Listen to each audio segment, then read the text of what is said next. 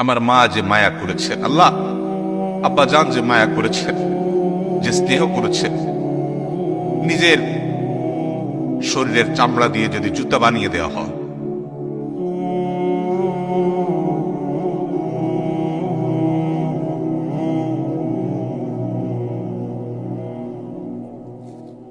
তবুও বাপমার ঋণ কখনো শোধ করা যাবে না। কত মায়ার কথা। রব্বির হামহুমা, হে আমার রব, আমার মা আমার বাবা যে চলে গেছেন, তাদের প্রতি আপনি একটা রহম করিয়েন আল্লাহ, আপনি একটা দয়া করিয়েন আল্লাহ। কিরকম দয়া? আমি ছোট থাকতে তারা যেরকম দয়া করছে।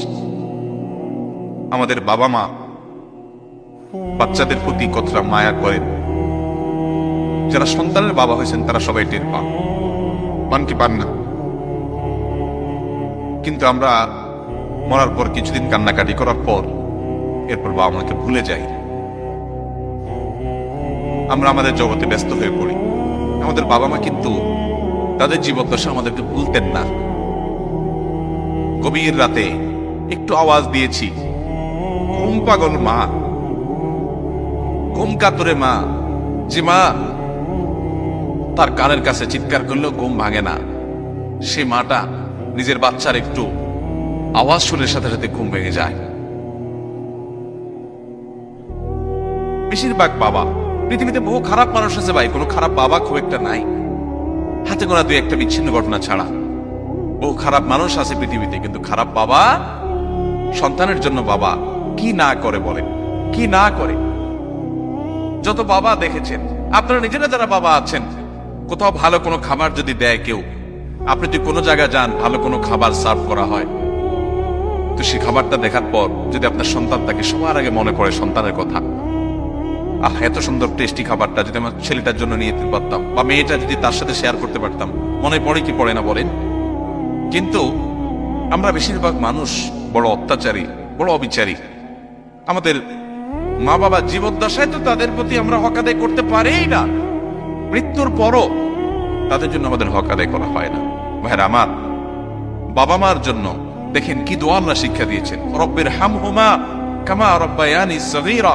আল্লাহ আমাকে ছোটবেলায় আমার মা যে মায়া করেছেন, আল্লাহ আব্বা জান যে মায়া করেছেন, যে স্নেহ করেছেন, নিজের শরীরের চামড়া দিয়ে যদি জুতা বানিয়ে দেওয়া হয়,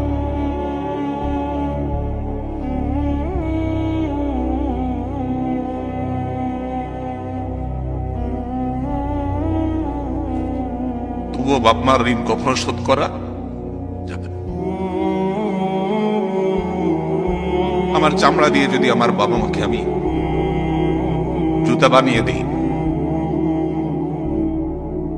তবুও বাবার ঋণ শোধ করা যাবে না। মসজিদে হারামে এক ব্যক্তি তার মাকে কাঁধে নিয়ে, হজের মতো কঠিন কষ্টসাধ্য কাজ, একাই চলা যায় না হজে, কোথায় আরাফাত, কোথায় মিনা, কোথায় মুজদালিফা, কোথায় মক্কা, তাওয়াফ, সাই, ও জামারাতে পাথর মারা, একই দিনে এত কাজ, মাইলকে মাইল হাঁটা, লক্ষ লক্ষ মানুষের ভিড় ঠেলে, কঠিন কাজ। এর মধ্যে এক ব্যক্তি নিজের মাকে পিঠের উপরে, কাঁধের উপর তুলে তিনি তাওয়াফ করছেন। এক সাহাবীকে দেখে বলছেন, আমি আমার মায়ের হক নিশ্চয় আদায় করেছি। মানে তার মধ্যে আত্মতৃপ্তি আসছে যে এত কষ্ট যে মায়ের জন্য করছি, মা আমাকে দুধ পান করিয়েছেন, গর্ভে ধারণ করেছেন, এই কষ্টের মাধ্যমে তো তার ঋণ অন্তত শোধ হয়েছে।